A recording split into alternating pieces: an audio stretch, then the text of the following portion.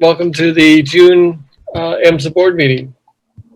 This meeting is being live streamed on the Amsa Facebook page and recorded. Sarah, would you please announce the board members in attendance? Yes. Okay. Ben Hamill, Jess Bowen, Jill Schaefer, Kristen Carney, Liz Saul, Maura Webster, Nick Poirier, Raul Porras, Roger Jarrett, Sheila Kelly, and Salmini is not here this evening. Very good. Next, I'm looking for a timekeeper to keep us on track for this evening's meeting. Not in my normal setting, so it's difficult for me. If someone else could do it, that would be great. Need to. Can do it. All right, thank you, Raul. And finally, as far as the opening meeting agenda, we will, at the end of this meeting, be going into executive session to discuss the purchase or lease of real estate, and will not reconvene into public session afterwards. So we have recorded our attendance and guests. And so do we have any public comment? I had not received any requests, so I don't know if there's anyone on the line that wanted to make a public comment. Hearing none. So on to votes. So we have quite a few votes this evening. The first vote is to approve the board meeting minutes from May 27th. I didn't see the minutes in the board and track. Are they shared separately? We will postpone that vote then. Yeah, they're there. They were in the May meeting. If you click on the link that Sarah sent out with the draft minutes, it takes you to the May meeting minutes. All right. Now, I was looking at today's agenda. Yeah. They're usually in it, but I guess I wasn't looking at the right place. So. Just me. All right. Any questions or comments on the meeting minutes? Hearing none, I would accept the motion to approve the meeting minutes. Motion to approve. I second. Second. So Liz, second by Ben. Sarah, call the roll, please. All right. Ben Hamill, Yes. Jess Bowen, Yes. Jill Schaefer, Yes. Kristen Carney, Yes. Liz Saul, Yes. Maura Webster, Yes. Nick Poirier, Yes. Raul Porras. Abstain. Okay. Roger Jarrett, Yes. Sheila Kelly. Yes. Okay. Motion passes with one abstention. Next vote is the approving the minutes from the diversity training meeting from May 27th. Accept a motion to approve. I will make a motion to approve the minutes from the diversity training. Motion by Sheila, Who was that? Sheila? Yes. I'll second them. second from Liz. Sarah, call the roll. All right. Ben Hamill? Yes. Ben? Jess? Yes. Jill? Can I abstain? I don't think I've seen those. Okay. Thank you. It's actually just the slides and the opening time. That's it. There's Oh, okay. Got it. Okay, yes, then. Thank you. Kristen?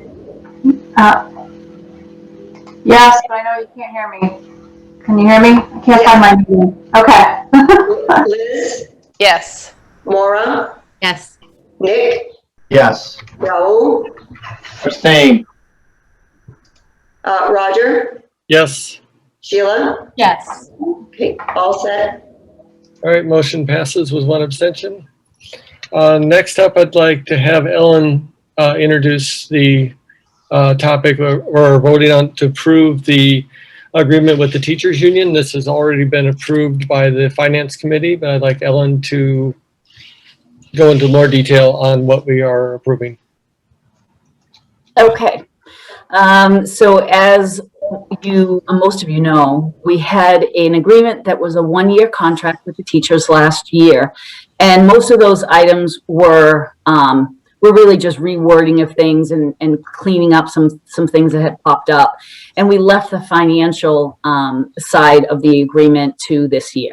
All of the staff, including the teachers and administrative staff, were all received a 0% increase last year.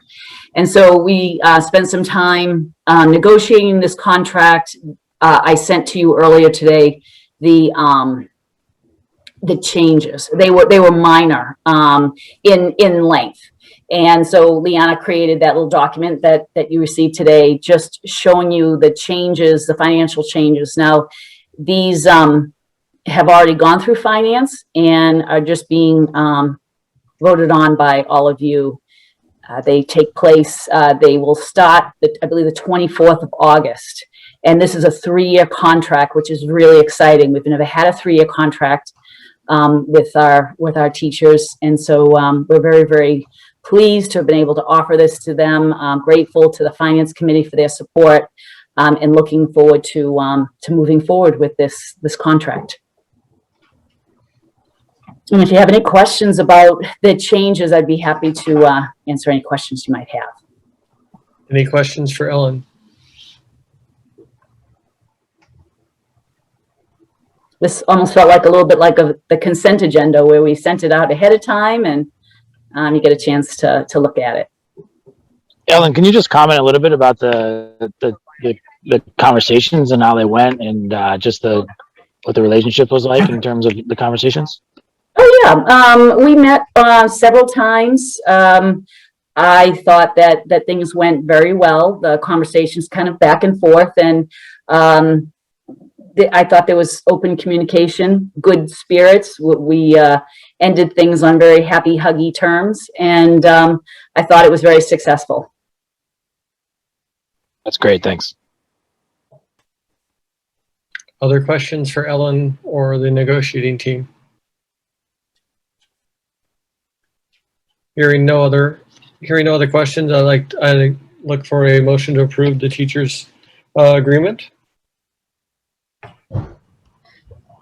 I'll make a motion to approve it. Second. Raul, second. Yes. Raul was the second, and Liz made the motion to approve. Sarah, please call the roll. Okay. All right, Ben? Yes. Jess? I abstain. Abstain. Okay, Jill? I think I'm required to, but I'm abstaining either way, so. Okay, Jill? Yes. Kristen? Yes. Liz? Yes. Maura? Yes. Nicholas? Yes. Raul? Yes. Roger? Yes, Sheila? Yes. Okay, that's it. motion passes. Thank you to Ellen and teachers and the negotiating committee for bringing this to a quick closure. And again, as Ellen said, the first 3-year contract that we have had with the teachers union. So I think is a great outcome on all sides. Next is a vote to approve Ben Hamill as the director of the STEM Soaring Eagle Foundation. This is as part of the bylaws for the Soaring Eagles require that all directors of the Soaring Eagles be approved by the Amsa board as well. So the STEM Soaring Eagles have approved Ben as a director, and this is just the final piece of the puzzle to make Ben officially a director of the Amsa the STEM Soaring Eagles Foundation. So I'd like to make that motion. I'm looking for a Roger, second. is that an additional role or is it a replacement role? That is an additional role for Ben. And we would be approving anybody. Part of this vote is to approve anybody who becomes a director of the STEM Soaring Eagles, whether or not they are a member of the AMSA board. But this is an ideal situation that Ben is already the chair of the development committee, and the STEM Soaring Eagles are there to support our development efforts. So it's a great overlap, and I thank Ben for volunteering. Is this as director or a director? A director. So they have directors, we have trustees. Okay, all right. So Roger, you made the motion? Yes, I'm looking for a second. I'll second it. All right. The director of this, who precedes Ben? I don't think we've had a representative on there for some time, Jess. I think Chris O'Keefe was for a while, but now Chris is the chair of the foundation. Yeah. Oh, okay, okay. It's just an additional board member. It's not Liaison. replacement. Okay, I misunderstood. Okay, thank you so much. That helps. I believe that was Liz had the second. Yes. Yes. All right. Sarah, please call the roll. Ben, I think I have to abstain, or can I vote for myself and say you yes? can vote. All right. I'll abstain because I've never said that before. Okay, Jess, I vote yes. Jill, Yes. Kristen, Yes. Liz, Yes. Maura, Yes. Nick, Yes. Raul, Yes. Roger, Yes. Sheila, Yes. all set? Motion passes with one abstention. Thank you, Ben. Next, very excited to announce the new parent representative of the Board of Trustees, Bella Gorman. We had already foreshadowed or highlighted at last meeting. This is a nomination by the Amsa PTO for a one-year term, July 1st, 2021 to June 30th, 2022. And I'll go ahead and make that motion myself. Need a second. I will second.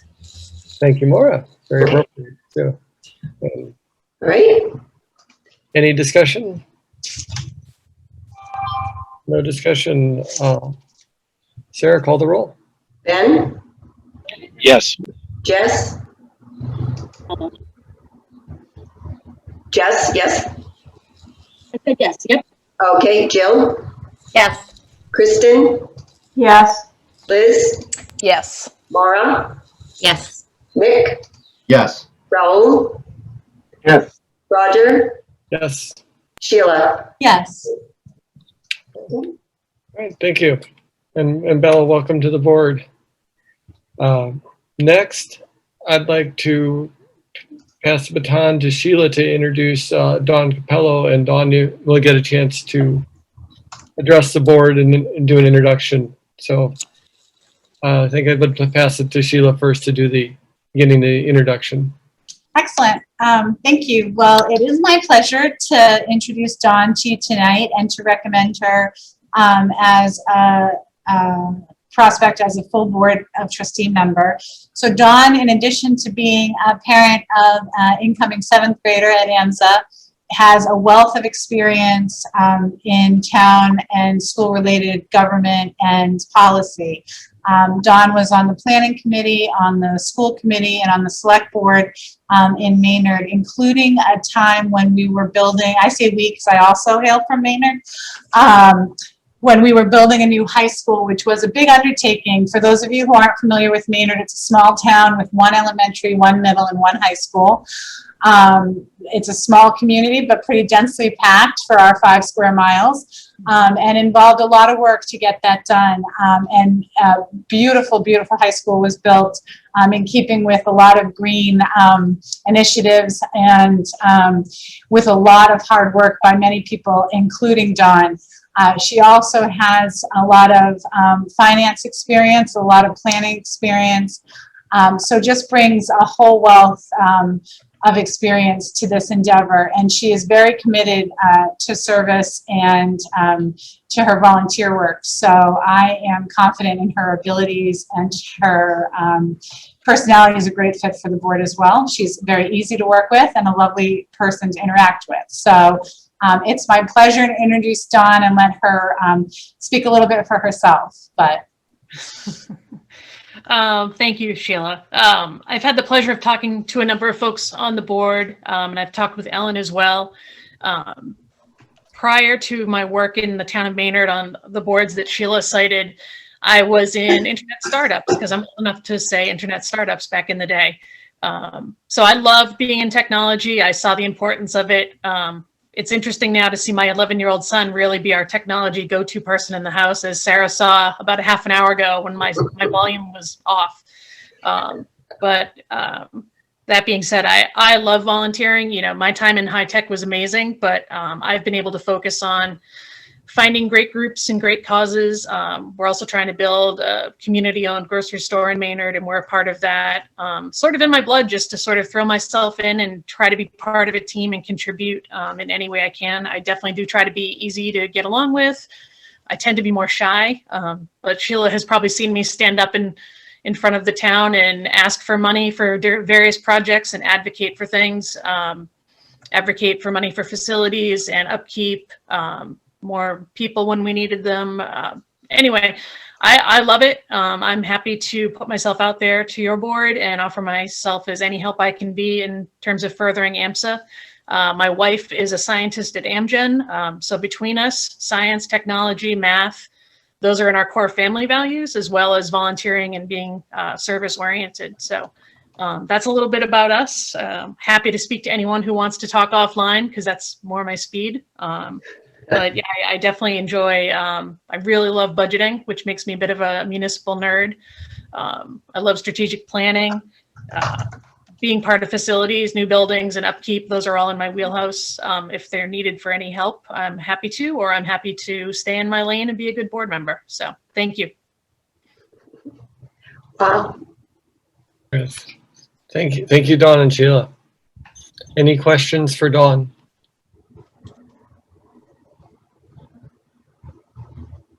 Welcome. Thank you.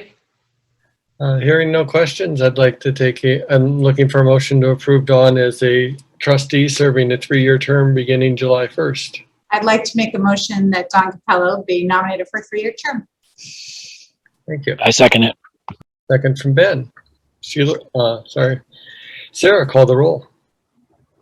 Okay. Ben? Yes. Jess? Yes. Jill? Yes. Kristen? Yes. Liz? Liz? Sorry, I was on mute. Yes. Mara? Yes. Nick? Yes. Raul? Yes. Roger? Yes. Sheila? Yes. Sid? Congratulations. Thank you, everyone. Thank you. Looking forward to working with you. Same here. Next up, Sheila, would you like to take this, or would you like me to? I'm fine to take it if you want. We also, we had a very busy governance committee meeting on whatever night it was. This week is kind of a blur, and I'm still at work. So our other referral to the full board is to have Maura Webster join us as a full board member. I know I don't need to spend a lot of time on Maura's assets, but because we've all been working with her for the past year or years. So Maura brings a lot to the table as well. Obviously, she's also an Amsa parent and has a lot of experience with development and PR and marketing, and is also a phenomenal person to work with. So it's my pleasure to ask that she be also considered for a full trusteeship. So moved. So moved. Second. Second from Liz. Sarah, call the roll. Oh, wait, I didn't hear the first. Raoul motion. Roll Okay. from Liz. And Liz. All right, sorry about that. Yes. Ben? Yes. Jess? Yes. Jill? Yes. Kristen? Yes. Liz? Yes. Maura? I will follow suit and abstain. Nick? Yes. Raul? Yes. Roger? Yes. And Sheila? Yes. Motion passes with 1 abstention. Congratulations, Maura. Thank you for continuing to serve on our board. Thank you for having me. Yay. Right. Next up, we have 3 votes. This is our annual meeting, and the annual meeting on the odd numbered years, we have committee chair elections, and on the even numbered years, we have officer elections. So being this is a odd year in more ways than one, we will be voting for the three chairs.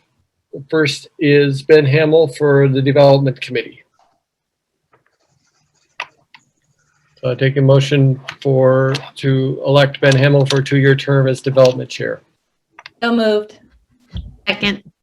That was Jill. Jill. Would you please just say who it is who does it, because I can't be looking at both.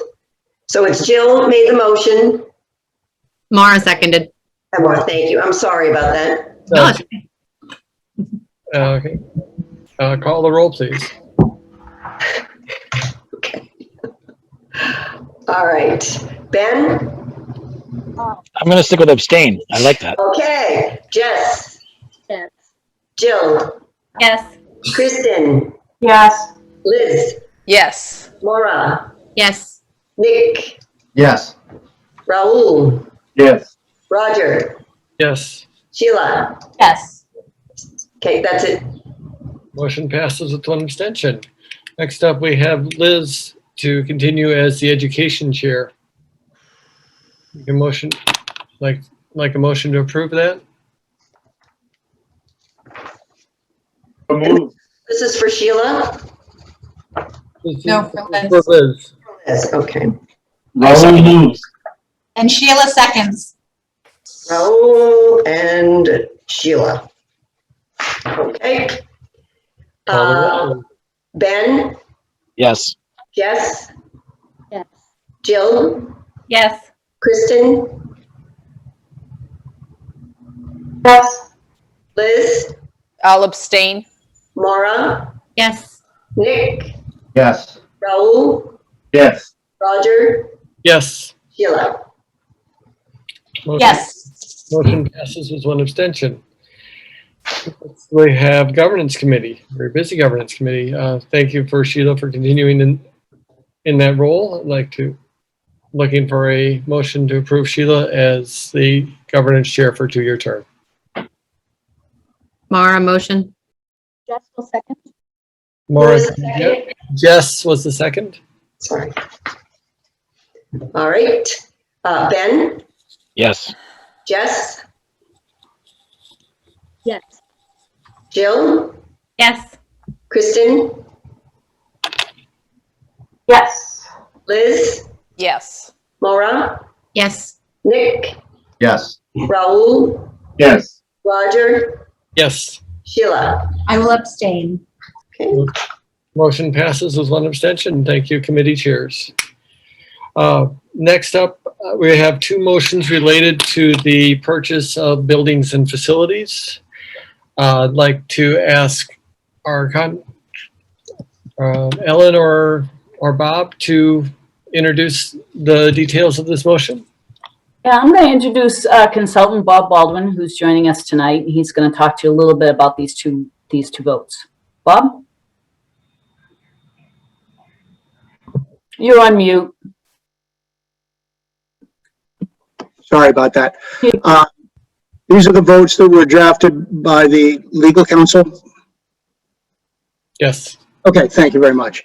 Okay, so these votes basically authorize your officers to execute the commitment letter from Boston Private Bank for a bond up to $24 million. The amount is not set yet and doesn't have to be set for a while. But Bob, this is the motions for the mass development and for DEES. Okay, and not Boston Private? Correct. We're going to do that one in executive session. I'm sorry. Nope. Okay. So they're all somewhat connected, but I will not go through the terms of the Boston Private letter. So this motion, in conjunction with the bond from Boston Private, you will also need to do 2 things. One, the bond will be issued through Mass Development. They take no risk on this, but they are actually the issuer of the bond. You are the borrower. So we need to apply to the Mass Development Board, technicality, frankly, but we have to apply to the board and get approved through them this summer. So this is a vote to authorize application to the board to issue application to Mass Development to issue a bond. We will also require, through a separate program that Mass Development does, a partial guarantee of the bond of up to $2.5 million. This is also an application to Mass Development to have them provide that guarantee. Lastly, because this bond, this loan will exceed the term of the charter, it is a 15 to 20 year note. You must get permission from DESE, the Department of Education, to do so. And so they require that the board vote to make that request.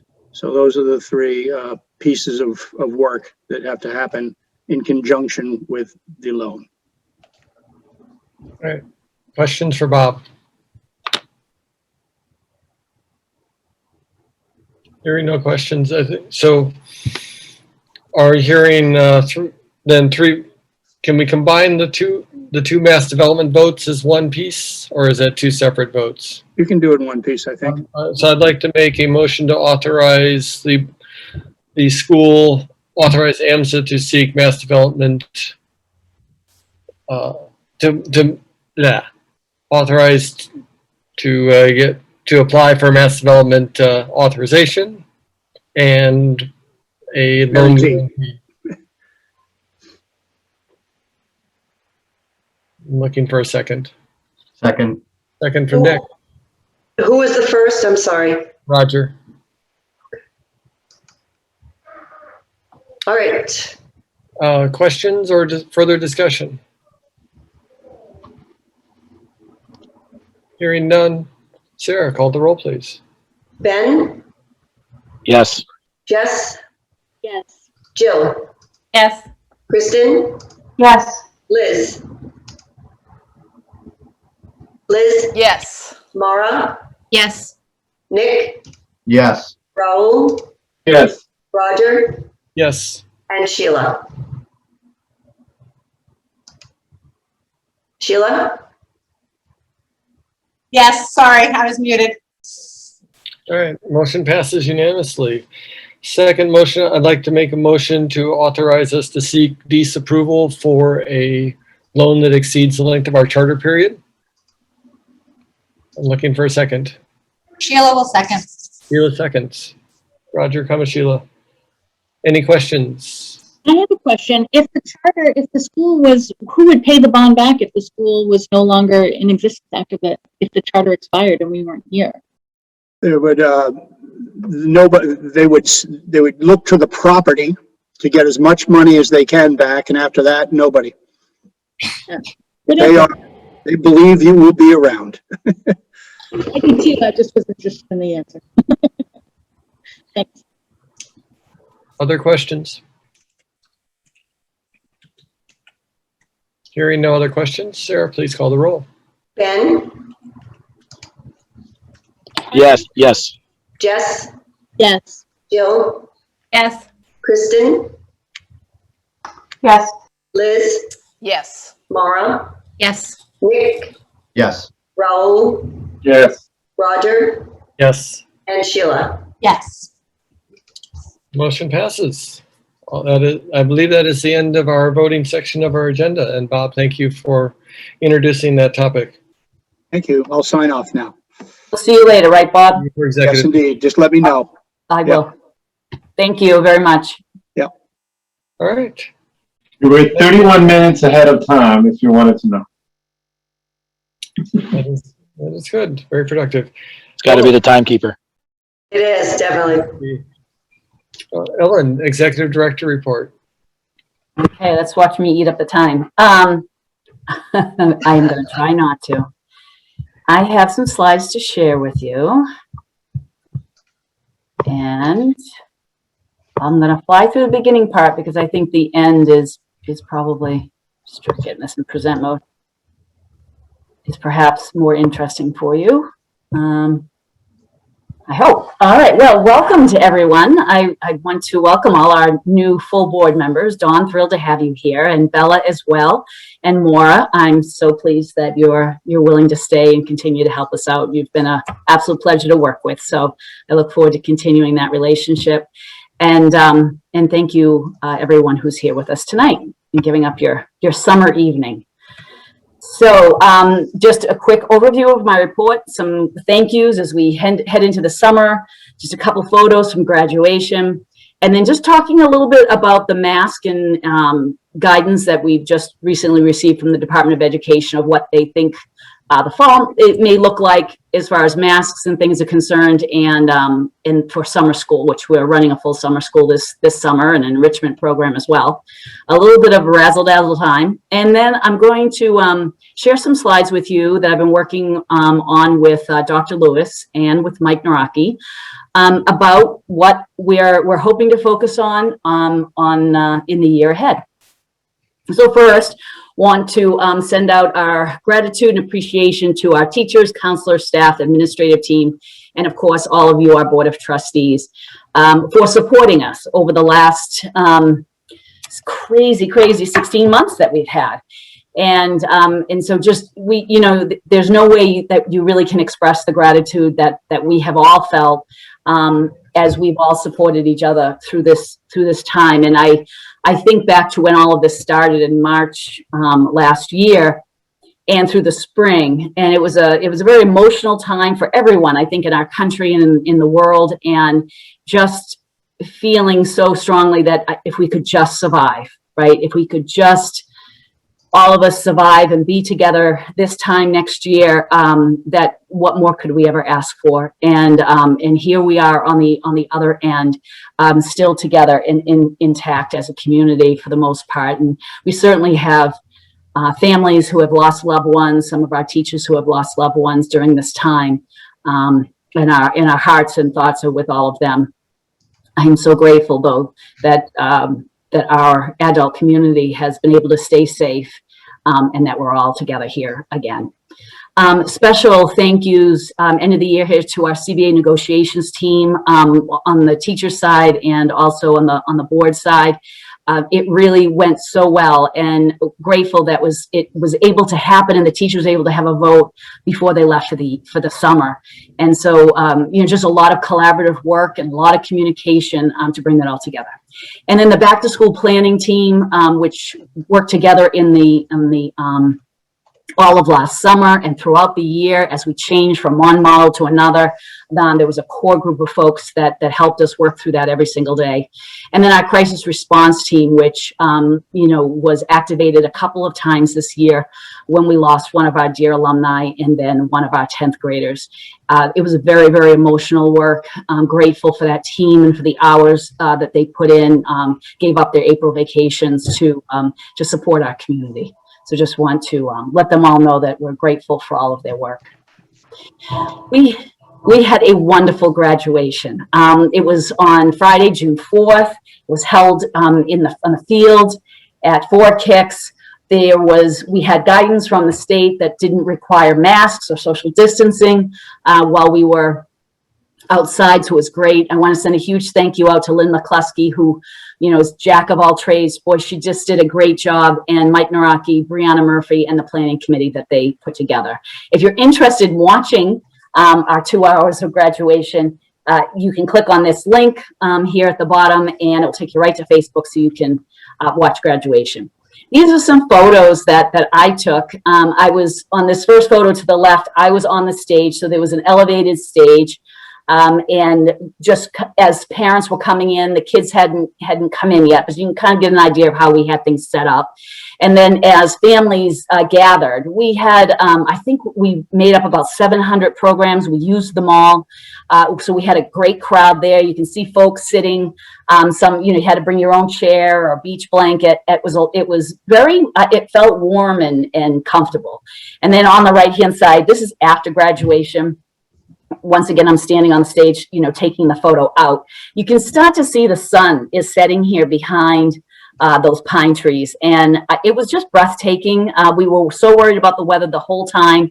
leading right up to that day, Mike was the weather watcher man, and it was a stunning, beautiful, beautiful night. And these are a couple more pictures. You can just see the kids, you know, that they're like magnets, and they're so many of them, these are seniors, so, you know, they were vaccinated and all, but, and their families. It was a joyous, joyous night. And this is just a picture of me with Ali Silva.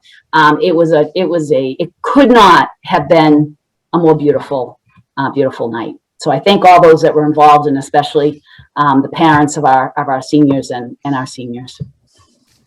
So just a little bit of a conversation around, we've gotten mask guidance, and they're saying for the summer programs that masks are not required, but the Department of Education is encouraging them. They also are not going to necessarily need to distance, although we will have them distance in the classroom, you know, when they're in their summer school program. And then for the fall, what they're expecting is that the fall is going to look very normal, and that they are not going to be asking us to wear masks or to physically distance. All of that, those requirements will be lifted. Of course, if students are more comfortable and want to wear a mask, that's fine, or teachers. But that the Department of Education, using guidance from the Department of Public Health, will be hopefully lifting those requirements. So I think that's pretty exciting. We're going to talk a little bit about Razzle Dazzle and some of the things that have happened before I start to get into next year and what we are looking to focus on next year. So just a quick update on some of our work with Synovian and Quest Diagnostics. Mark Vital has been busy throughout this whole entire year, and continues to be working with our partners. And as you, those of you who've been around for a while, you know we've been working very closely with Synovian for the last 3 years. And they bring in a group of our students to work with their scientists to learn all about neuroscience. They develop a curriculum, and then they go into the 7th grade classes, and they teach them a class. And it's a wonderful thing to observe. I was able to participate in various parts of it, and I was able to go in for part of the lesson that they gave one of the 7th grade classes. And the kids absolutely love to have the older students in there teaching them. It's such a great mentoring type program. And, you know, the 7th graders really enjoy and pay a lot of attention to what their older students are teaching them. And then Synovian offers the seniors that are involved a $2,500 scholarship. And then they got a cool bag, which you'll see, filled with all kinds of Synovian swag in a photo on the next page. We were very, very deeply involved with talks with Quest Diagnostics right before COVID. In fact, I think the last meeting that Mark and Scott Jure and I had was just weeks before the shutdown last March. And Mark continued to work with them throughout the pandemic, and you can imagine how busy they were over there. But they were very, very interested in our students and the skills they had, and honestly, they needed help. And so we had a first year internship program where we had 5 seniors that had a paid internship. They would go over on Mondays on flex days, and then they've gone and they've hired them now for the summer. And so these students who they graduated now, they're not students anymore. They will be working there for the summer. And I'm also told that we have one of our alumni is also working there this summer as well. So that's exciting. On your own time, if you want to click on that link, you'll see that the Metro West Daily News, it's also been picked up by a couple other news agencies, did a really beautiful article on the partnership between Amsa and Quest Diagnostics, and they interviewed the students as well. It was awesome. Here's our Synovian interns with their little swag bags and their certificates. Allie, who has the red shirt on, she participated her junior year and now her senior year, and now she has graduated and she's off to school. All right. Want to just give a little shout out to our Amsa sports. And I don't mention the sports very often. It's not necessarily one of our academic focuses, but we've had so much success this year, and wanted to give a huge shout out to Pete Jones, who we absolutely love. I'm completely convinced that Pete Jones is the greatest athletic director in the state of Massachusetts. And we just have so much respect for Pete and the work that he does so enthusiastically and always with a can-do attitude. So just want to shout out to some of his players as well, that we have 9 seniors. This is the highest number of seniors we've ever had graduate from Amsa to go on to play college sports. You can see track and field, that's Mark Vital is the coach there, soccer, tennis, girls, and those are both girls tennis, and then Trey will be playing baseball for Emerson. And then down on the other side, you can see that we've recently had the Central Mass Athletic Directors Association tournaments. Amsa was champion in boys tennis, girls tennis, baseball, and softball. The softball, they earned their first 2 postseason wins in program history and are advancing to the semifinals. All of these teams are going on to the next level of competition. But boy, we are proud of their work. And I know it's been such a great outlet for the kids, especially over the last year. And these are just some of the shots. You can see them with their plaques, and the kids are so proud of all their work. Okay, so now I want to spend a few minutes just talking about and looking ahead to next year. And in fact, Mike and Anders, myself, and our new vice principal, Amanda Sensei, who's starting actually next week, July 1st, and Brianna Murphy spent several hours together today talking about next year and making more detailed plans than you're going to see here tonight. But wanted to kind of give you a sneak peek of what we're working on and what we plan to focus on in the year ahead. We have a lot ahead of us. Now, as always, we will always focus on our mission and our core values, making sure that we're committed to educating all students from all backgrounds, all abilities, and helping them to excel in all subjects. This is a slide that I've used for the last few years now, because I always want to go back to our mission. What does our mission say? What are our core values? Our core values of integrity, excellence, and community, and how do they help us make decisions, and how do we focus on them as a guiding light as we continue into this challenging year ahead. So the 6 areas that we're going to be focusing on this year, and then there'll be a slide just giving you a little bit more detail on each one, is it will always be a #1 priority for our team to continue to create a culture of trust and respect. We were brought into the leadership of the school based on this, that knowing the board, knowing the importance of building a community of trust and respect. That is a process that will continue nonstop. It will always be our #1 because without that, we believe you don't have much. And so that's a focus. We're also going to be talking about teaching and learning initiatives as we head into the new year, as we look at what has changed from last year, where we need to catch up, and what things need to be done. So that is where we are with teaching and learning. We're going to be talking about a new Amsa 2025 initiative as we look ahead. So teaching and learning initiative is looking at the short term in the next year. And then the Amsa 2025 initiative is looking ahead to 2025, which many of you will know that that's our 20-year anniversary. And then also talking about DEI initiatives, that's the diversity, equity, inclusion, and what we will be focusing on in the year ahead in that area. We still have plenty of work to do there. And then our construction and purchase project, obviously, and development and fundraising. So as I mentioned, once again, trust and respect is always going to be at the top of our list. We believe that without that, relationships fail, and we need our relationships to sustain us. They certainly have through COVID, and they will continue to sustain us in the years ahead. We also want to continue to empower our staff to use their voices, to become part of different committees we're going to be setting up in the next year, and helping us to all become a better school. And once again, focusing on a collaborative environment. It's something we've nurtured over the last 4 years, and we want to continue to make that a priority in all the work that we do. And also to continue to be as transparent, as we can in our work, and to continue to communicate. The first focus, to break this down a little bit further, is, okay, so teaching and learning. What does that look like for next year? Where are we headed?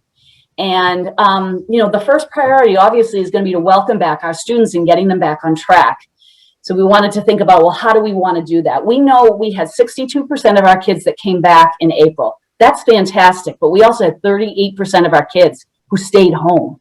And so they continue to learn remotely, which is fine.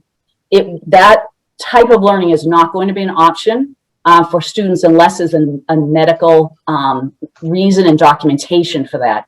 So we're expecting 100% of our kids to come back to school in the fall. And as I said, not all of them have been back. And so we need to think about what they need and to reorient them to the school, to set those standards and to kind of recalibrate everything. We have many students who have never stepped into the buildings before, new sixth graders or other new students who have come in. And so we really need to establish what is Amsa, who are we, and what our expectations are for our classrooms, for our hallways, for our cafeterias, and all of that work will take place in the year ahead. So when we talk about how are we going to get our students back on track, one of the ways will be to continue to pursue excellence through our advanced curriculum. That's what Amsa offers. It's an advanced curriculum. It's in our charter. We stand by that. We want to continue to keep our expectations high. But we also want to add in, you know, more of an element, more of a collaborative effort around supporting students both socially and emotionally as well. We will continue to work with our department chairs and teachers to assess students and to have clear plans on how to help each individual student get back on track, get back in the groove of being in classrooms, being together again, and learning and catching up, or we don't really want to call it catching up, but it's going to be a recalibration really of learning. And also to you know, continue to use, and we've developed a new robust 2021-22 PD program, and I will talk about that a little bit further down. So the AMSA 2025 initiative is looking ahead. So we know we have a lot of work to do for the next 12 months, but we also want to look further beyond. And we picked 2020 because would be our 20th year. And so where do we want to be, and how can we improve to make sure that we're in a better place, that we're a better school, a stronger community, have a stronger academic program, we have the supports in place that our students need, and have that in place and getting better each day by 2025. And so we are going to have full community forums, and to get all the best teaching practices from all of our teachers and staff members, to talk about through key questions like, well, how can we improve? What did we learn from the last year and from the last few years? What do we want to take forward with us? What do we want to make better? What do we want to work on? And, you know, we have a mission, we are committed and love our mission, but we're wondering if we can put together some type of a shared philosophy of best practices. And so you know, we talk about cleavages quite a bit. And so what can we pull out that's best practices for everyone, and how can we unite behind that, behind this best teaching and learning practices, while we're also embracing different teaching methods, because all of our teachers are so special in their own way, and they all have their own methods to teaching, and they reach different children, they reach the overall many of our children, and we want to honor that, and we want to our teachers to continue to do the things that they do best. We would like our master teachers to help support our younger teachers and teach them and mentor them in some of the best practices that they use in the classroom, and do that through professional development. And then really put a group of folks together that want to talk about what our best teaching practices that we want to hold on to and nurture into 2025. We will also be focusing, as I mentioned, on diversity, equity, and inclusion. And our goals around this, we've talked a lot about wanting students to visually see themselves at the school and honoring everyone's differences. And so we will put a lot of effort in this summer to making more of a representation of our students and their different cultures, their different who they are through visually, through pictures and posters in the hallways, and celebrating our differences, so that when people walk through the buildings, they feel like they belong. Right? They see wonderful people from their cultures who we're honoring as well. And we also I'm going to be putting together a group of folks that want to do a diversity, equity, and inclusion self-assessment on Amsa, so that we can come together and run through a self-assessment that will help us to guide us in the years ahead and how we want to continue to improve in this area. And we want to also to continue to demonstrate a clear commitment to DEI in our curriculum. The history curriculum has already been adjusted. Additional books have been added to our English curriculum, and we want to continue to look at those types of things so that our students see themselves in our school every single day, so they feel as though they belong, which they do. Then we come to the purchase and the construction of the property, and this obviously is an area that I will be spending a great deal of my time working on. And of course, our target and hope is to own the 199 and the 201 Forest Street buildings by early fall. And also then we will go into the design and the permitting phase in the winter and spring. And we hope to break ground by late spring, early summer. And obviously throughout the whole project, we will be continuing to monitoring all the costs, and being fiscally responsible will remain our priority in all areas. This is going to be a complicated project. I'm so grateful. I know Bob Baldwin has left us until executive session, but you know, we would not be where we are today without the help and the guidance of Bob and of Nick. And in particular, they've just been absolutely amazing and have really helped us to bring this project to where it is today, and I'm very grateful for their help. And we will continue to work on this daily until we're able to complete this project. Let's hope in less than 3 years. Here's a photo of our new development consultant, Ben and Maura. I thank them both for their time. Helped me through an interview process, and we have contracted with Betsy Grenier. You see her photo here. She's the founder and principal of Hannah Street Consulting. She met with me last week. She met with Mark and I actually earlier this week. And so she has already begun the feasibility study that she's working on this summer.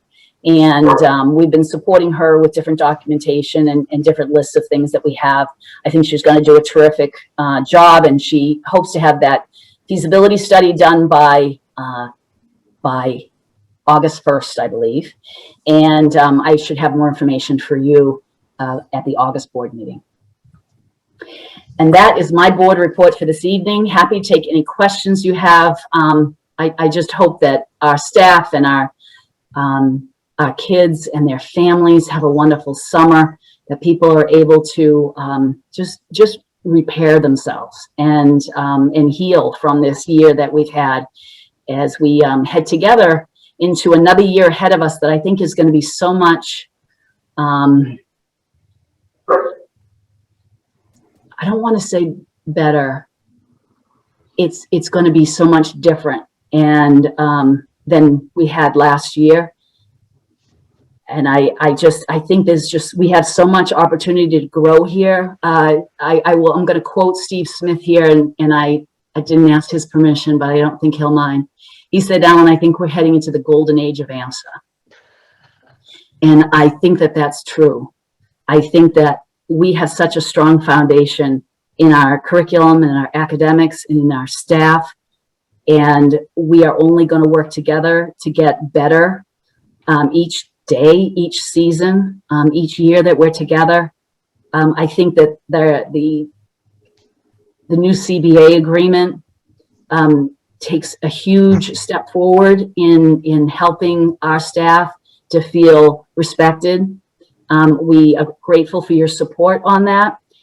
They are an amazing group of people to work with. It's an absolute honor to be with them. And then we're gonna own these buildings. We're gonna own these buildings and we're gonna build them out. And Amsa is gonna have a permanent forever home. And I thank you, all of you, for your support in helping us make that happen as well.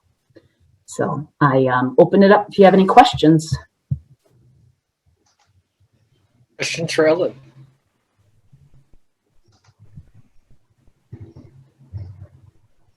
All great news, Ellen. Thanks for the update.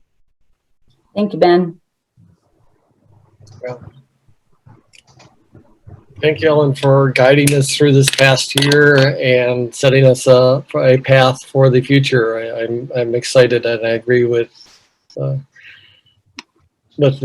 thought that we are entering a golden age for AMSA. It's been a long trail to get to here. I want to second that, and I also want to say that if there's somebody more excited than I am, it's my daughter that's going to 7th grade, and every day asks me when is she going to be able to get a tour of the school. So, Oh, she got in, Raul? You're now a parent? I am a parent, I guess now. I don't know if I have to wait till September to say that, but she's reading the books now. You're official, Raul. You're official. Yes, I'm officially a parent, but she keeps asking me, when can I go see the school? So let me know as soon as you have any news on that regard. I will. Our registrar just went on vacation, so when she gets Yeah, back. no, that's what I would assume. But thank you for everything. Thank you all. Thank you very much. Right. And Jess, thank you for your service over the last 2 years. We will miss you here. I know Zach's going to do a great job. We will miss you. All right. Thank you, Ellen. Maura, parent representative report. Your last, and thank you, Maura, for being a parent representative for the last 2 years and continuing on as a board member and the proud tradition of others who have led before you. It's quite a good family to be in, so I am grateful. We actually have no parent news to report. I will say it has been nice catching some of the games and seeing parents out post school year.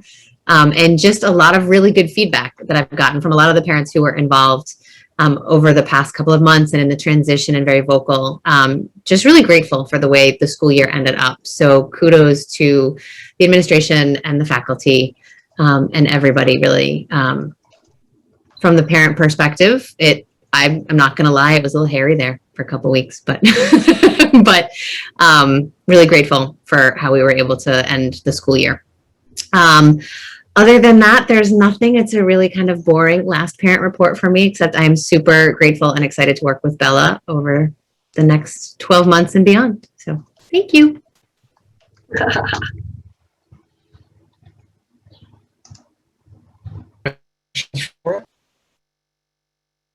Thank you, Maura. Your last faculty rep report after another 2 years of great service. Well, yep, this is my final faculty report. So I guess I will say that just where the faculty is ended the year. I mean, I think as Ellen said, and it's just become cliche at this point. I mean, I think it was the longest year ever. I think we should sort of get 3 years of credit on our teaching seniority lists for making it through 1 year of this, but for everybody. But and teachers are just, there's relief and exhaustion and just a feeling of we sort of made it, and we're all sort of thinking, hey, we never have to do anything like that again. You sort of always know your first year as a teacher is going to be sort of, your year in the trenches, the worst year you have to get through. So we all feel a little bit cheated. Although the teachers who this was their first year, it's all uphill from here. So you guys are. I just, for all of my teachers, my colleagues, just hopefully a vacation of of rest. And I'm actually on vacation myself. I'm logging in from, my husband and I snuck up to Portsmouth for a couple of days. So I'm coming at you from my hotel room. So we are looking forward to, I think one of the things that I experienced, I think a lot of other teachers, that sort of peak of the 6 weeks of back in person, just really reminding us of in-person teaching. And for me, it was very restorative to have that moment back in front of my students. And this is what teaching is about and why I'm here. And so I'm just really looking forward to normal next year. And anything that is even within is normal adjacent, I will embrace. So the other thing I want to mention is, Ellen has already said about the contract. The teachers voted to approve the contract. That vote was unanimous on the teacher side, and a 3-year contract with terms that teachers were really happy about was just a really wonderful moment after a very, very difficult year.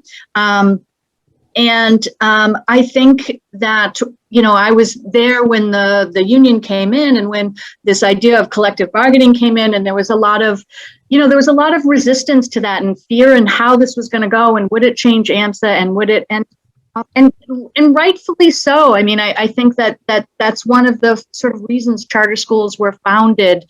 I think that where we are now is really just can be really an example for all schools out there that working with teachers collectively can be productive, can be done without coming at the expense of excellence in education or excellence in teaching.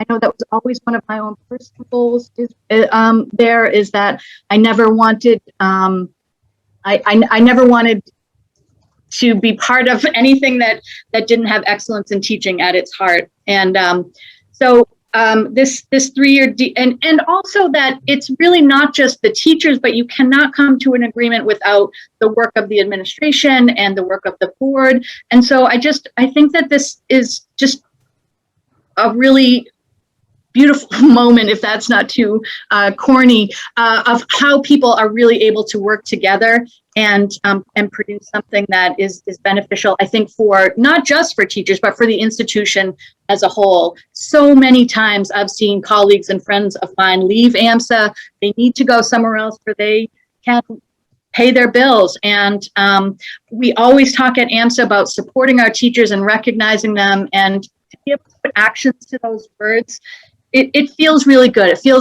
We feel appreciated, and I thank the board and I thank the administrative team for being able to make that happen. It's a good feeling, and I love Steve Smith's phrase, "a golden age of AMSA."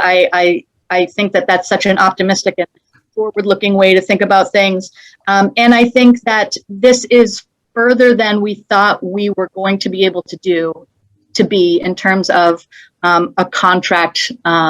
We knew it would take a lot of years of work to kind of get us to a place that we were, where there was parity with what we could go get somewhere else where we would not be working for such excellence in education. So I think there's a lot really good there and a lot to be proud of on a lot of sides. Just as I leave, I just want to thank the faculty for, electing me to serve in this role.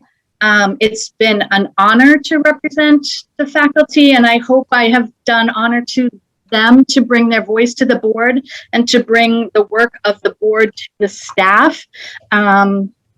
I will continue to help where I can and where I am welcome. And I just wish best of luck to Zach. I know he's going to do a great job. That's all I've got.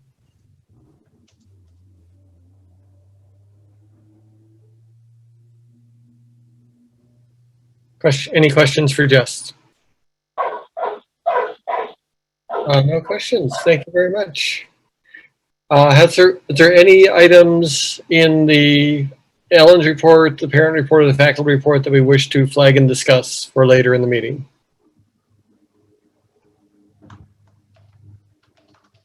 We have just made guest appearances and future board meetings for entertainment purposes.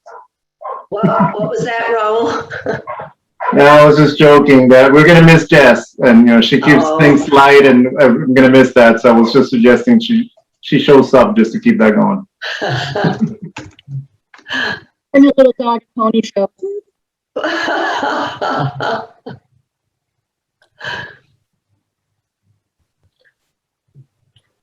Look forward to the Quiz Bowl updates and other success stories from Jess as well. And you're always welcome to attend and public speak to let us know how things are going. Or serve on the committee if you wish to. I'll let you know, Roger. Are you going to continue on governance? We can talk about that offline. All right. Well, thank you again for your second 2-year term of service as a faculty rep. It's a great service that you do for the community. On to chair business. First, assignment of trustees to committees. The only ones that we have are, everybody's continuing to serve on the same committee they are now. Zach, when he joins us, will be serving on the education committee, and Bella will be serving on the finance committee. Anybody else wish to volunteer for additional committee assignments? Did you say that Zach was going to be on education? Correct. Zach will be education, Bella will be finance. What about Dawn? Oh, sorry. My mistake. Dawn is finance, Bella is development, and Zach is education.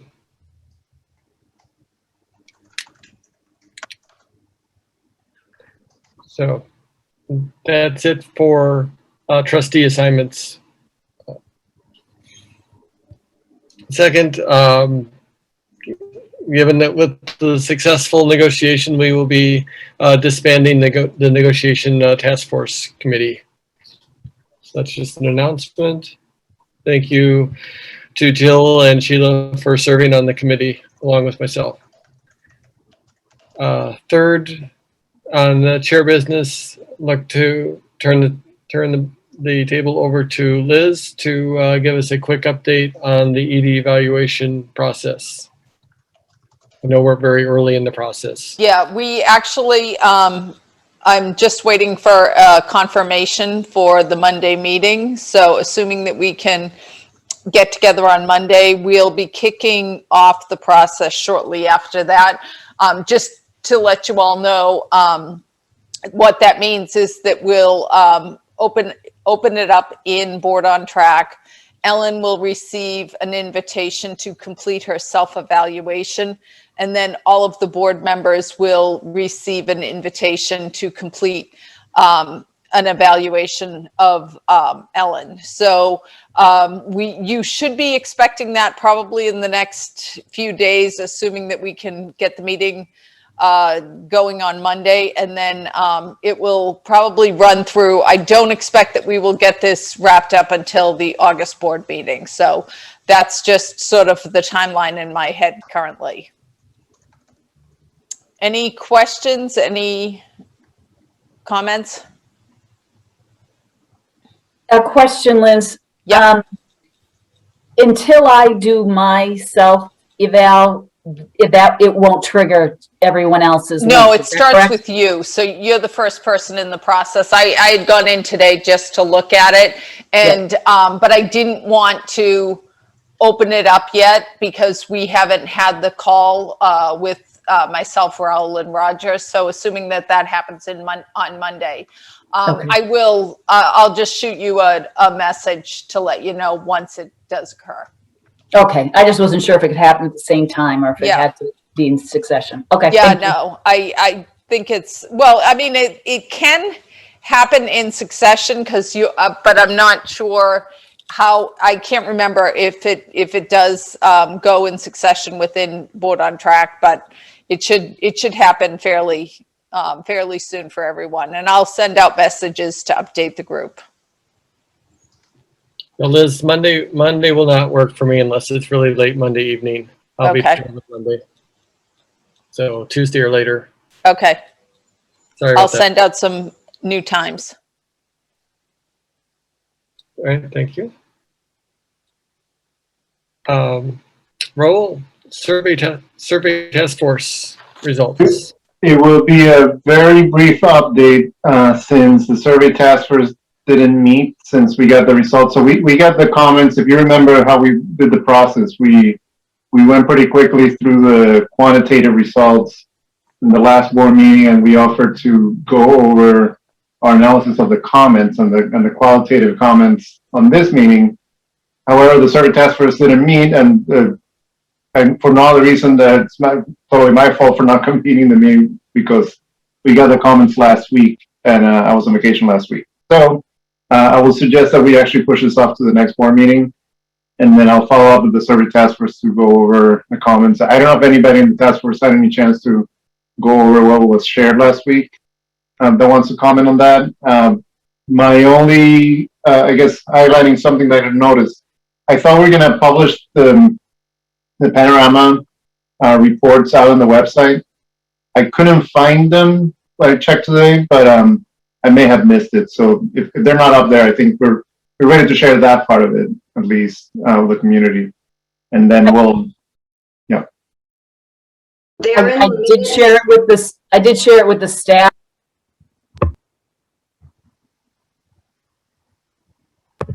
I turned myself off. Sorry. Mr. Finkel, if you can hear me, I did send it out to the staff. So if you could just put it up on the website, that would be awesome. Will do, no problem. Yeah, that's for both the staff and family service, right? They're in the minutes. They've been in the minutes. Right. Yeah, so if anybody wants to see them, they're there, but I think, we have a section on the website that has all of them, so it'd be good to have them. So, man, I apologize that it wasn't a more substantive update, but we'll get back to that next month. And let's just write it down for the agenda for the next month. And then I'll reach out to the service task force. Jess, you can't go too far yet. We'll try to find some time. I know everybody's on vacation, but we'll try to make it work. All right. Thank you, Roel. One other piece of chair business. We're likely to have a special board meeting coming up next week at either June 30th or July 1st as a candidate dates, and wanted to poll the board to see which of those two would be a better date. This would probably. We have an issue with terms ending June 30th and terms starting July 1st. We would, for people whose term ends June 30th, which would be which would basically be yourself and possibly Maura, depending upon whether or not we get disapproval. It could, July 1st would create a different quorum. It would, but one of the votes, Roger, just would need to abstain from anyway, I think. Yeah. So I guess what's the easiest way? Is there an easy way to do this? Well, let's see. How many people anybody object to June 30th or June 30th? How many people is June 30th at 6 p.m. a problem?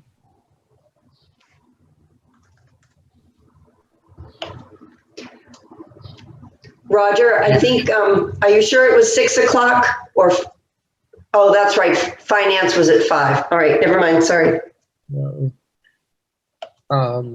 And so in July, just as for background information, in case we don't, if paperwork doesn't come through, how about July 1st?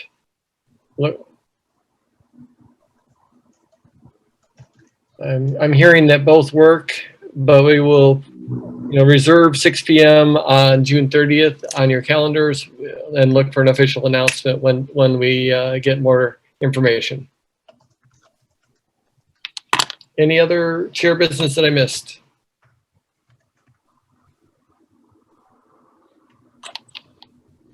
Hearing none, like Liz Saul, to provide the Education Committee report. Excuse me, I just put a grape in my mouth. So just a quick update on the June Ed Committee meeting. And actually, even before that, going back to Ellen's ED update, I did just want to note and point out that 2 of the 9 students that are playing sports in college are the Ed Committee representatives. So they've, not only do they play sports, not only do they have very strong academics, but they also have, Trey has been serving for 2 years on the Ed Committee as the student representative, and Ali Silva has spent the last year on the Ed Committee. So I did just want to highlight the 2 of them once again, because we've had a really good term with both of them. So at this last June Ed Committee meeting, we did get an update from Mike Naraki on Challenge Success, which has been going on in coordination with Stanford University's Graduate School of Education. And basically what they do is come in and work with high-performing schools. And really their main goal is to look at how do we, keep the strength and rigor around academic excellence while at the same time really looking at student wellness and working with the students to understand what their challenges are. And so what they do is they come in, they do a lot of workshops. They've done some workshops with the teachers. They've done a lot of student surveys to sort of get the students' perspectives on things.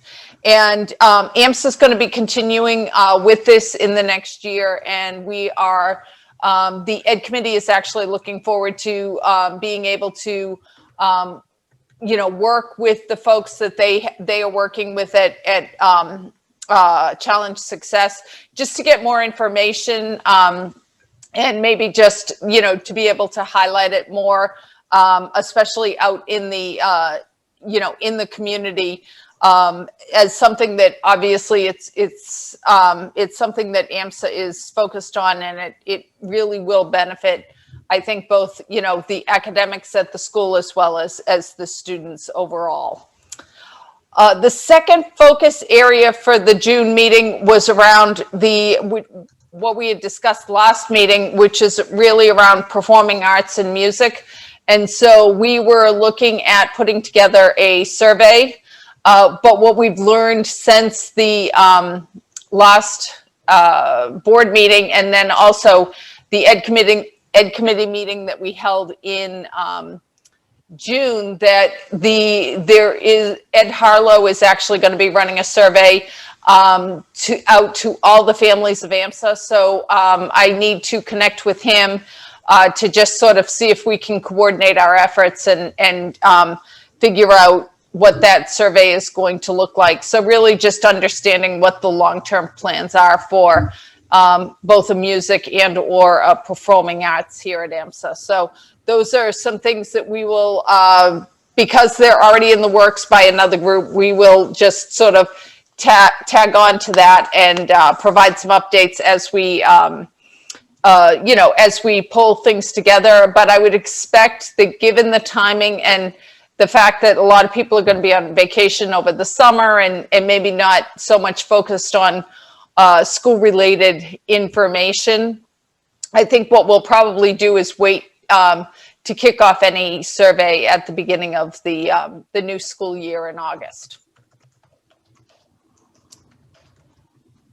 Any questions? Liz, I know that Ed came in and met with us.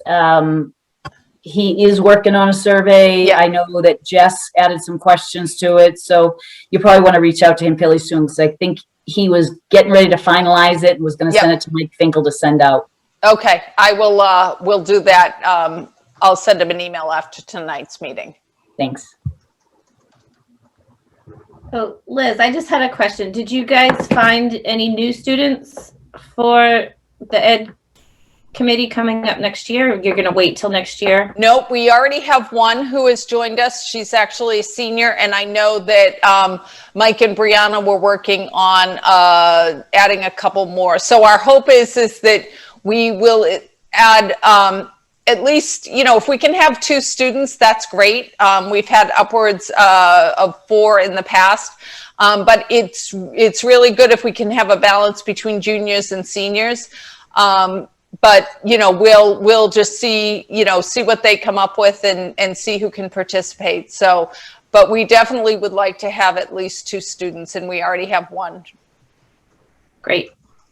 Liz, can I add that it's obviously in my personal best interest to anything to do with growing the music program.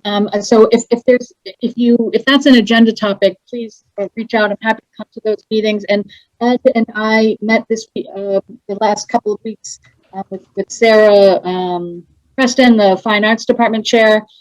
So there's some ideas out there and floating around, and I think we're getting really close to the time being right for us to be able to look at some realistic discussions about expanding this at Amsa. So. Yep.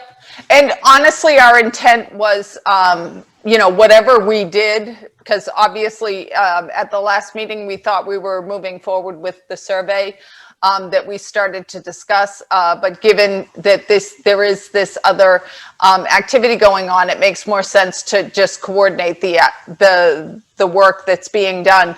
But the intent was to bring it back to a group of administration, and certainly having your voice involved, given your past experience, that makes a lot of sense.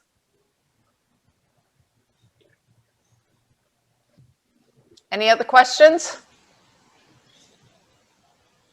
Any questions for Liz? No other questions. Thank you, Liz. Next up is governance report. Sheila. So we actually just met this week. We had a little bit of a scheduling snafu, but we continued to work on, we got our 2 board of trustee nominations done today, so that was great, and thank you to everyone for that, and to Maura and Dawn for taking on this challenge. I look forward to working with you.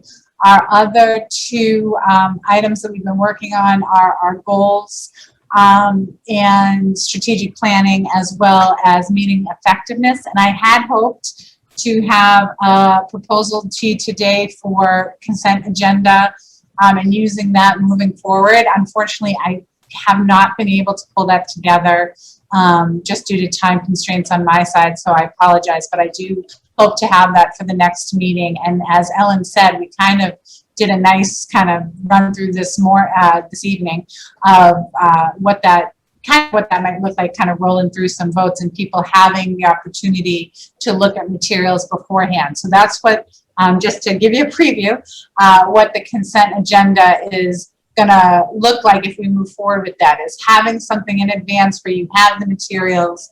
And I know I've said this to people before, but we have some new members. Also having a chance, if anything that comes out in those materials or anything that's on a consent agenda has something that you feel needs full board discussion, any member of the board can say, I want to bring that to the full board for discussion, and we'll remove it from the consent agenda and have a discussion about it. So it's not trying to shut down discussion in any way. It's more just trying to move some of those pro forma things through a quicker process. Because what we'll do is we'll have a vote to affirm the consent agenda items. The other thing that is going to be included in that, but will be the boards doing the different committees, doing a board report that you get in advance and that we have a chance to look at in advance, which I think actually part of my, the enlightenment that I've gone through this process is trying to think about how we combat the siloing of our committees, right? So that I know and we know on governance what Liz and Kristen and Ben's committees are doing. And that, we're not kind of existing in our own little bubbles. And I think we might be able to make some headway with that, sharing information as well. So that is to come. And as is the fact that Solmini and I and Ellen continue to work on what strategic goals and planning look like. And part of that, and I'm going to defer to Jill in a moment to talk a little bit about the board assessment, but part of that is pulling together, and Ellen did a phenomenal job teasing out some of the information from the board assessment so that we can really look at the direction that is leading us in, to having really constructive and smart goals for the individual committees, but also for the board as a whole moving forward. So there's progress being made. Please don't feel like there isn't. And I am so appreciative to all the members of governance who have contributed to that. I do want to defer to Jill just for a moment to talk about the board assessment, if she doesn't mind. That's her forte. You're on mute. Thanks, sorry. I just have a quick update because Ellen did a great job, like you just said, Sheila, she put up slides and sort of parsed through the questions and the areas that the assessment showed that we needed to improve upon. And I think this will be no surprise. Development came up as one of the key areas where the board all agrees that we need to improve. And we talked about it with Somini, and that is directly tied to what she's doing with regard to setting goals. And the key, I think, is what they're calling a multi-year fund development plan. And back in 1920, the self-assessment came up with the same comment, as did our results back from 2017-18 school year. So that was probably the most obvious area where, and that will be another area where our committees can work together. And then along that same line, the next area was finance. And I think Ellen pointed out most clearly is that education of the board seems to be the key with regard to getting the board all on the same page with regard to finance, the policies and procedures, and financial compliance, and board members actually understanding the finance objectives, which also then ties into recruitment, because a good orientation program that each new board member would receive sort of a background on their requirements for development, their requirements for finance, these areas that we need to we all need to improve the most, ties into the third one, which was recruitment, and most directly, I guess, orientation. So those were the top three things that came out. And I'm not sure if, Ellen, you had any more ideas with regard to the goal setting and how that kind of will tie into the three main things that showed up in the board self-assessment. Yeah, I think that the next step maybe is for me to share the slides that I created with each of the committees. What you'll see is there's multiple slides for each one for finance, one for development and board recruitment. And I highlighted ones in yellow that I thought might be kind of low-hanging fruit, or things that we can kind of bunch together, the education on finance, and maybe work those into the committee goals. Because there's some things I think that you'll look at and you'll say, oh, that's easy. We can do that. We can have a little workshop on finance, how's tuition calculated, and things like that. Updating some policies and things. So I think I will share that with all the committee chairs, and you can use it to setting up your goal for next year, if you'd like. Perfect. And the one other thing I would add for governance too is Kristen and I are going to meet to continue to work on board recruitment, because Jill just jogged my memory, both board recruitment and onboarding new board members, which are also priorities for us. So, and that's it for governance.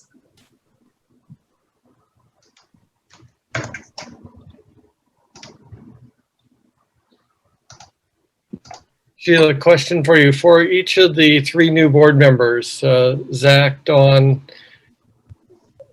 and Bella, we'd like to have a existing board member be a mentor for them, so they have a person to, for a first contact that they can ask questions of. So can you, either we can just do it right now, or we could assign a mentor for each of the new board members. I'm happy with either way. I'm happy. I don't know. I still feel a little bit new, but I'd be happy to mentor someone, or I don't know how you want it to work, Roger. I'd be happy to take Don as a mentor. I don't know. I don't know. Sheila, count me in. We're looking for volunteers. You're so good, Raul.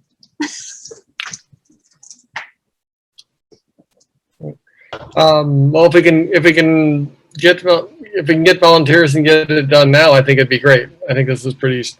So I saw Maura go green, like she was lighting up. So I think I'm gonna voluntold her, as we say in state government. She looked like she was jumping on board. I'm happy to be voluntold. Yes. So who's mentoring? Did you actually assign a person? I'll take Bella. I'll take Don. And Raul gets Zach. Well, you know, I was going to suggest that. I think the connection there will be good. Great. Sure. Zach, you can always reach out to me too. It's a little bit of a unicorn there, so let me know if you need anything. Not that I don't trust Raul to help you through the trickiest things. So. I would never assume that I can teach anything to a teacher. All right, so we have Raul, Maura, and Sheila as mentors, and also Jess as a additional mentor. So that's great. That was governance. Next up is finance. All right. So, yeah, I need to share my screen. So if that could be freed up, I'm not sure if that's already ready. Yep, looks like it is. Thank you. Thank you. Can someone give me thanks, Roger, for the thumbs up? I always count on Roger. So we have our standard reports this month for the report out on May only. Last month we had a couple of months together, but this month we have May, which is the next to the last month of the year. Tuition came in again. It's on plan right now. We are pending the new tuition updates based on the governor's final budget and year-end wrap-up for all of the towns that send funds to Amsa through their tuition calculation. Sounds like there's a need to review that again based on the previous governance comments. So we'll make sure we get that together for folks if they have any questions. You know, we go into depth in these things in the Finance Committee, so everyone is always welcome to join us or submit questions, and we will get to them too in advance. So anything that seems confusing, please feel free to point it out, and we will always present that, whether it's at the next meeting or if we can handle the question right out of the gate during the meeting, we'll do so as well. All of the other items came in as expected with a couple of exceptions. There was some additional guidance grant money that came in this month, so that was $48,000 over the budget.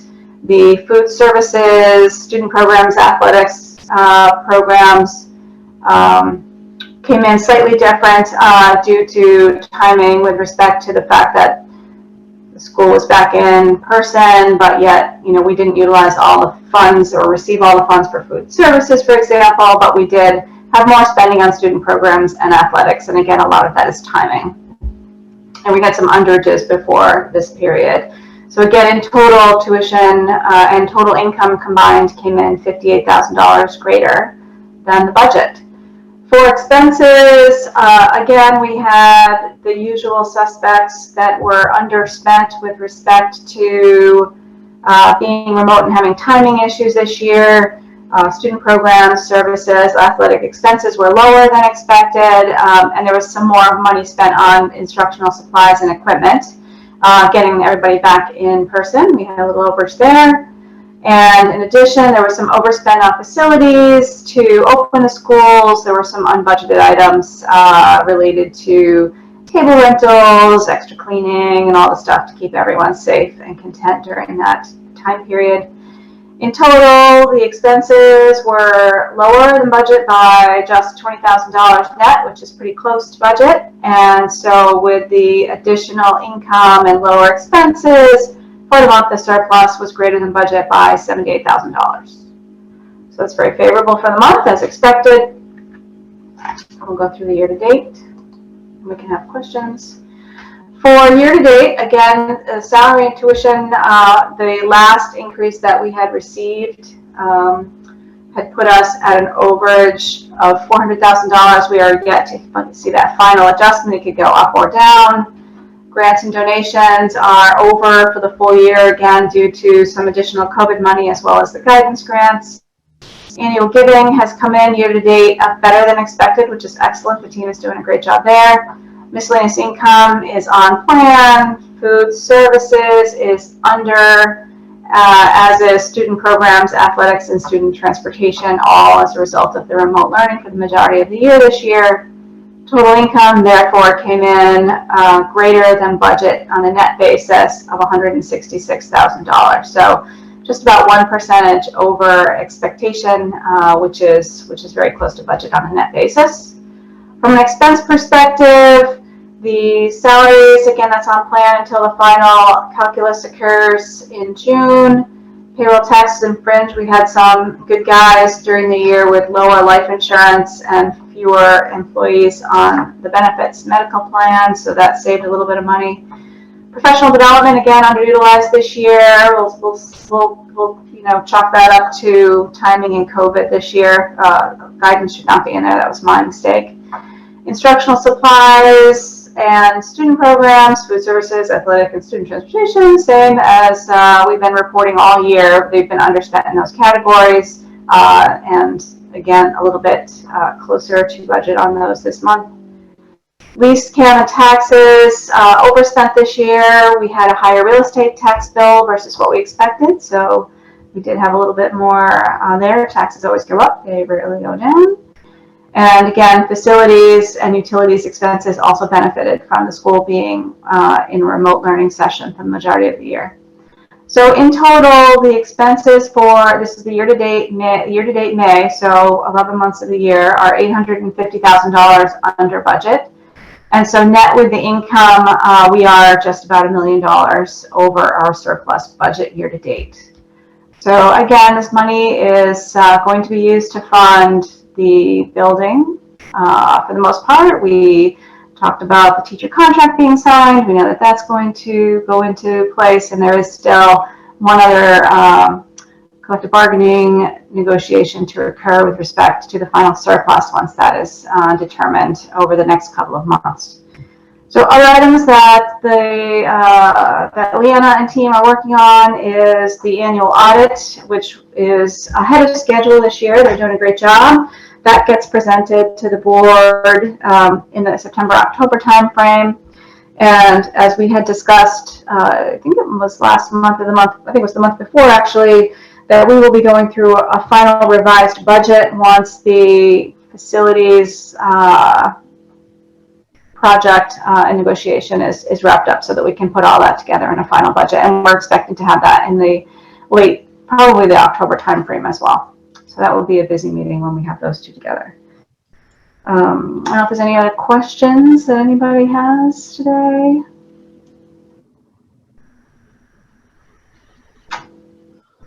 Want to make sure everybody's getting their full share of finance. Okay. The one thing that was, just to elaborate on the comment, typically we always we do the auditor's report in October. We've done it every year for as long as I've known, but looks like because of the ability to meet remote and work that Liana has done, we will likely be able to do that in the September meeting instead of the October meeting, which is great news. Other questions for Kristen? Thank you, Kristen and Liana. Ben, Development Committee report. Yeah, good evening. So we did meet this past month, we were joined by Bella, so I appreciate you joining the meeting and getting a taste of what's going to be the committee that you're going to join. So I appreciate you doing that. We talked primarily about the investment into the feasibility study that Ellen mentioned earlier, and that feasibility will support that as it gets moving forward. And as we get the results or start to get things back for recommendations, we'll help to build an action plan against that. We hope to have that over the next, summertime going into this next year. So we have some action items there. As you guys voted me in as a director on the STEM Soaring Eagles, I met and joined that team as well. And I think there's a good collaboration between this Board of Trustees Dev Committee as well as their efforts on that end. And I think there's going to be a good connection in terms of a strategy to leverage both of us to reach our investment goals around the raising the money and things like that. Pretty much it for this month. We got, like I said, waiting for the kickoff and get moving with the feasibility study, and we'll have more to report next month.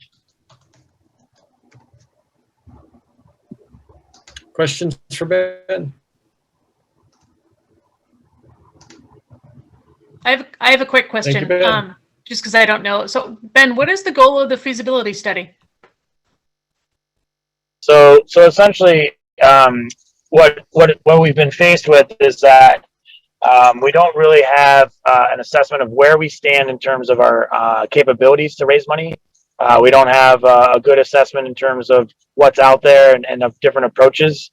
What we basically did was we engaged with an outside consultant where it's not a volunteer effort anymore. It's a committed, defined statement of work to actually go out and document everything that we have, everything we can go after, the different relationships we have. It'll perform interviews of each of us as board members to take a look at our networks, take a look at our opportunities for support of that effort, and then also take a look at the school in terms of how do we define different levels of commitments that different agents or different corporations can do. What's our strategy in terms of engaging in opportunities with our alumni? How do we approach some of our families in terms of messaging, communication, and reach out? And then basically look at our local community as well. It will be a coordination of efforts between ourselves. We've met with the PTO as well already to kind of make sure we're all looking in the same direction with the same goals, as well as the golf committee. So we're all aligned from a three-legged stool point of view. And then basically after that, we'll have some basically a roadmap that lives beyond any committee and things like that we can make an investment in. So those are kind of the highlights, Don, in terms of what it is. I don't know if you have any specific questions on each of those, but essentially it's more professional approach than just having the board committee take over that and make a little investment to get a livable document that we can reference. That's really helpful. Thank you.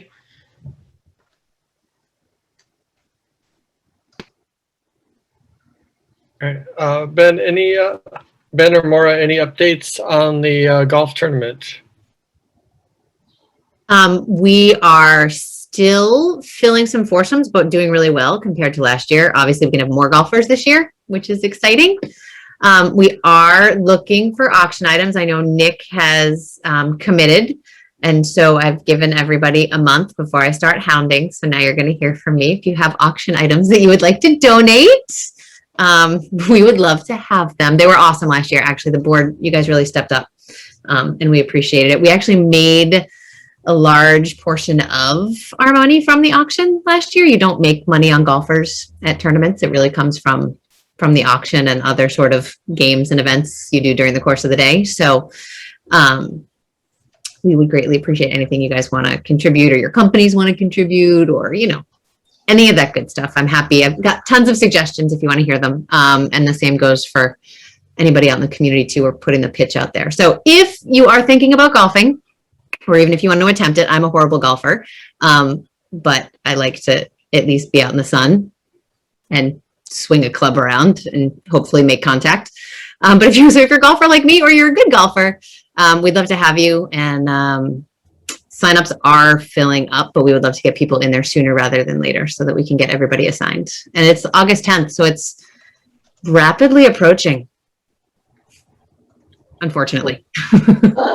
Where would somebody look if they were listening to this meeting and wanted to know where to where to look for more information?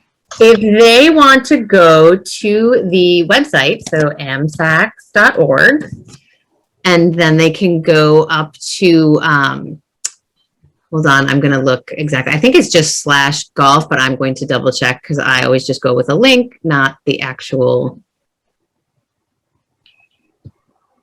Where's Mike? He can tell me.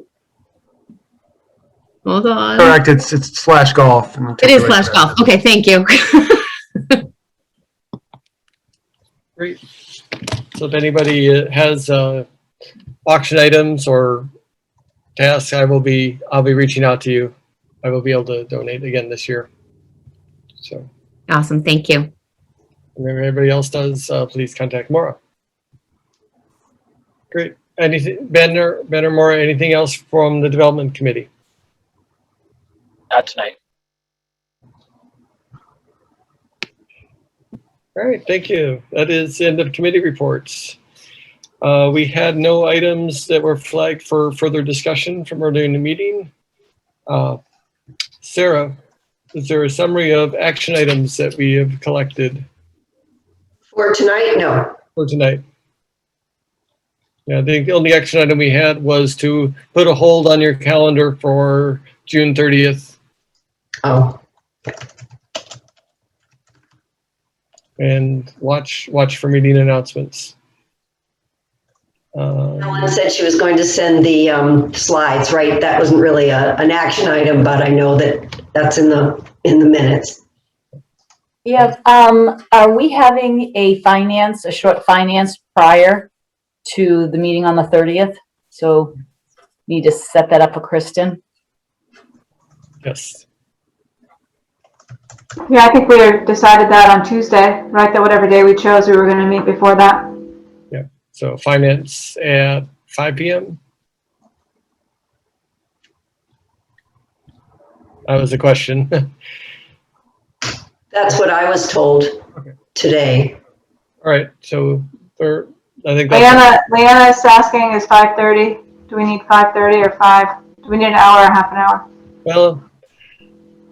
I feel like we might need more than 30 minutes. Let's budget more so that we don't run into the 6 o'clock time frame. As long as Nick is good with Nick and Leanna and Ellen are good with 5 p.m. I'm fine with 5. Right. Yeah. Okay. So we'll finance at 5 and expect a board meeting at 6. We'll go ahead and I think we're going to do that. That's a decision. So Sarah, I'll reach out to you and for the board meeting. Roger, is someone going to send out, I'm assuming we're going to get an invite for that, yeah? Yes. Perfect. 2 invites for people who are members of finance, 1 invite for the board. I'll get that posted tomorrow. Great. Thank you, Liana. Let's see, parking lot items, the consent agenda is on hold, probably going to be August or September based on the governance. SMART goals, vision, investment policy. I think none of the other parking lot items need to be talked about at this point. Anything else? Any special items for the July board meeting? Annual report. Okay, vote on the annual report. And then the survey review that we didn't do today. And the survey task force review. Mike Naraki, will the handbook be ready for July or do you want that in August? Probably August, and there will be very little adjustments. Mike, Brianna sent me the updates. Are there going to be more updates than that? Maybe July will work then. I'll take a look tomorrow. Okay. If you want to send them to me. Okay. See if we can do it in July. You'll need to run past governance on the way.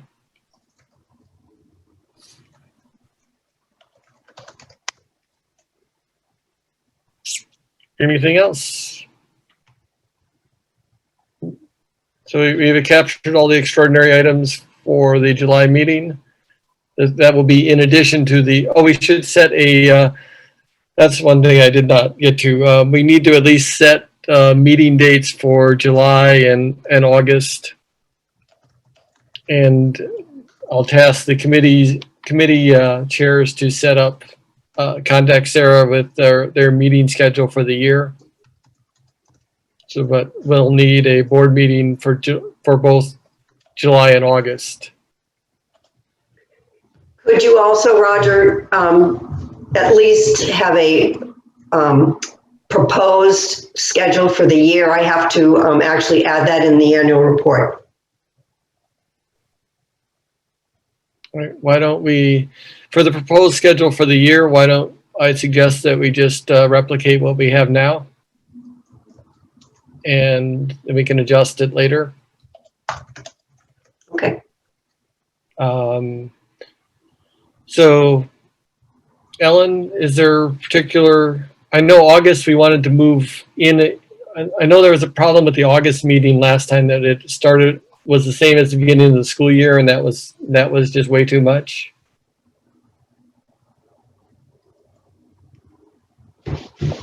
So, would you like to propose, I think you're on mute, propose a date for the August that would be best for the school schedule?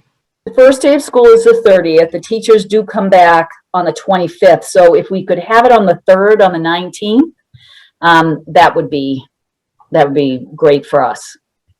Okay. So I think we should go with that date, unless there's, we'll just go with that date. And for July? Yeah, July. Given that, what's the last Thursday of July? I don't have a calendar in front of me.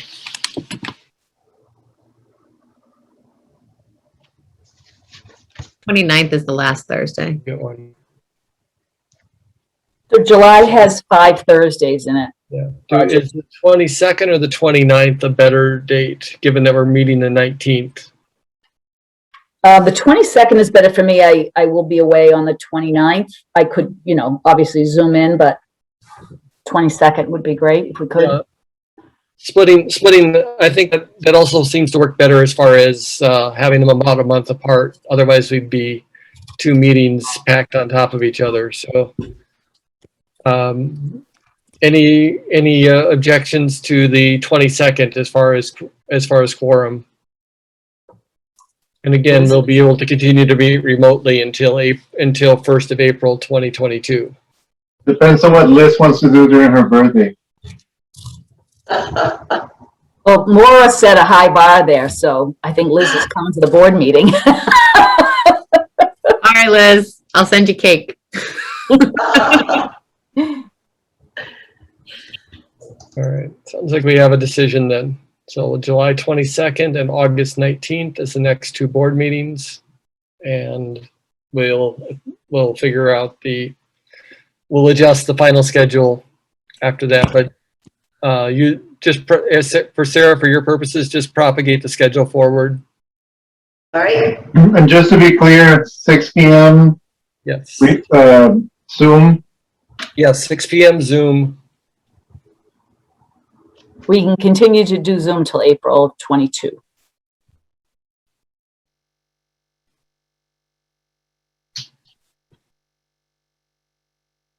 Very good. Medium effectiveness.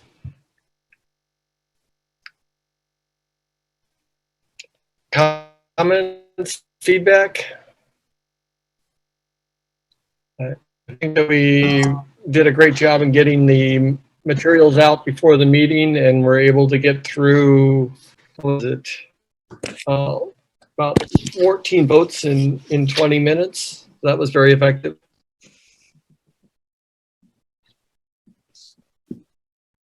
Yeah. Any other feedback, things we should continue to do or not do?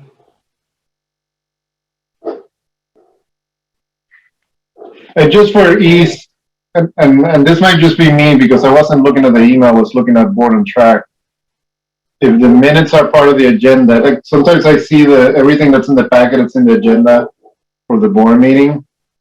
I don't know if there's something that needs to be done differently for that to happen, or maybe we should just go back to the previous meeting to find those things and we're on track. Maybe it's just me. I don't want to put extra work on anybody. I find that helpful too, although I don't really feel that I should be offering suggestions at this point. Yeah, Sarah, I think there was just a hiccup that because the minutes weren't ready when I got the agenda ready, that they didn't become part of the packet. So I think that was just a 1 month hiccup, and that the expectation is that the minutes will be part of the board packet. Right. All right.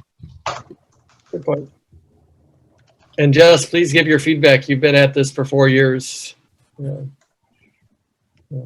Do not hold back on feedback. We value it. I don't want to offer a whole bunch of suggestions that everybody else has to live with. I do appreciate the thought, but I think almost all feedback is valuable. All right, we are done with meeting effectiveness, and we have collected our candidate agenda items. We talked about the meeting schedule, and as Liz pointed out, there will be coming out an email. There will be ED evaluation forms for this past year. So watch your email and for an email from Liz. We've already done a summary of the action items. So I believe at this point we are ready for a motion to go into executive session to discuss the purchase or lease of real estate. A discussion in open session would be detrimental to our position. And so this is both a motion to go to executive session and to adjourn the open meeting. So moved by Raul. 10 seconds. All right. And that And was Jess? Was that Jess? that was Jess. Okay. Raul, 10 Jess. seconds. And we will meet in executive session at 7:05. 8:05 Eastern. Yes. Sorry. Yes.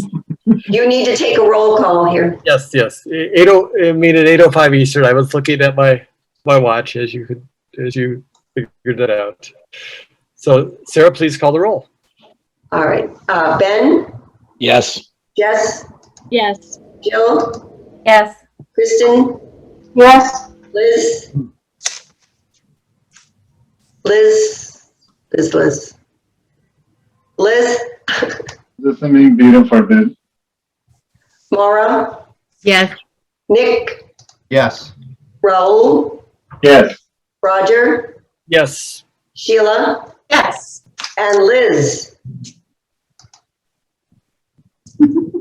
Are you there? Oh, there she is. This message, yes. There we go. Okay.